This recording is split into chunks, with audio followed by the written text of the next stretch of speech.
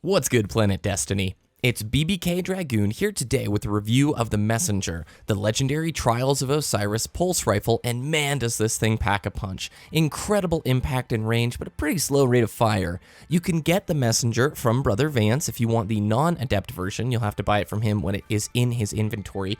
Or if you want the adept version, meaning it has an elemental damage to it, you're going to have to hope that it drops from the Mercury chest, meaning you get a flawless Trials run, you get to go to Mercury, you open the chest, and it has a chance to drop there. In PvP, having the non-adept version doesn't matter whatsoever. When we look at the stats, you can see the impact is incredible for a pulse rifle with excellent range, and the rate of fire is pretty slow. It has a mag size of 24, and I would compare this weapon to something like Three Little Words or Red Death. It's got a little bit more impact than Red Death, but a slower rate of fire than that gun.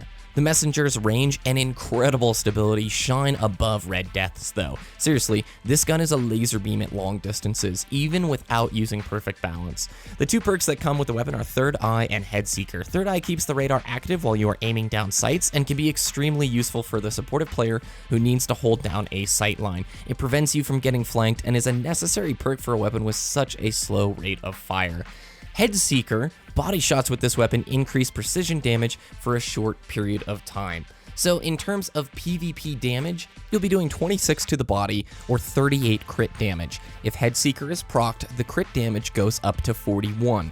So Head Seeker can make it easier to two-burst opponents, but it isn't an overwhelmingly strong perk. The natural recoil pattern of the pulse rifle sort of makes proccing Head Seeker pretty easy though, so it's a benefit rather than something that detracts from the weapon. In terms of sights, you have the Sure Shot IS, which offers the least stability of the three lenses, but improved reload speed. This is a great lens for more aggressive PvP players that need to quickly snap between targets. The Red Dot OAS offers the best stability with slightly longer reload than the Sure Shot.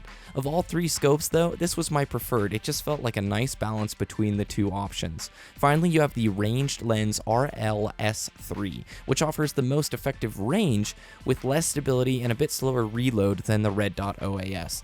This is great if you want to hang way back there, but I just felt like the scope was too bulky for my preferences in PvP. Your second three options are really good: extended mag, flared magwell, or perfect balance. In PvP, I would always select perfect balance because it makes this gun ridiculous. It's already got great stability, but with perfect balance, this becomes a laser beam and is a support player's dream as you can take out opponents from mid to long range very easily. I think extended mag fits pretty well with this weapon in PvE. The default mag size of 24 can get a little bit short when you're dealing with a large group of enemies, and extended mag can counter this really well. The Messenger is one of the best PvP pulse rifles in the game because of its exceptional impact and range. If you are a mid to long range player, you are going to excel with this weapon. If you're a supportive player who can also put shots down range for your more aggressive teammates, you're going to be a benefit to the team. Do understand that this weapon struggles in close quarters combat. Its rate of fire is just too slow and you cannot afford to miss shots at close range.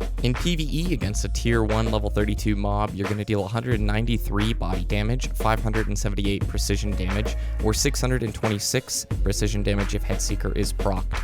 For tier 2 mobs, you're going to deal the same body damage, 289 precision damage, and 313 if you proc Head Seeker. The weapon profile is very similar in PvE as in PvP, meaning if you can take shots from mid to long range, you're going to have a great time with this weapon in PvE. Its high damage output is not something to scoff at.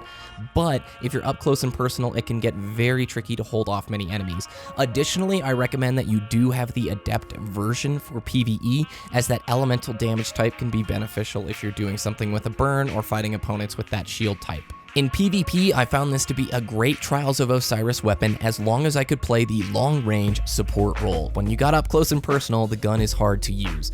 But in Trials of Osiris, you have Third Eye, which kept me from being flanked without me knowing it ever, and I could hold down long sight lines and punish any player who went through them.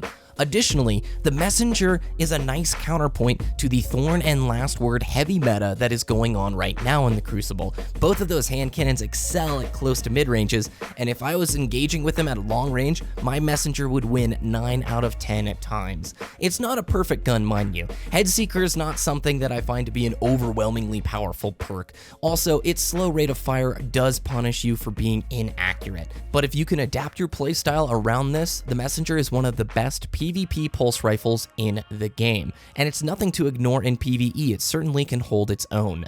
Thank you for watching. I am BBK Dragoon, and we'll see you next time, Guardians.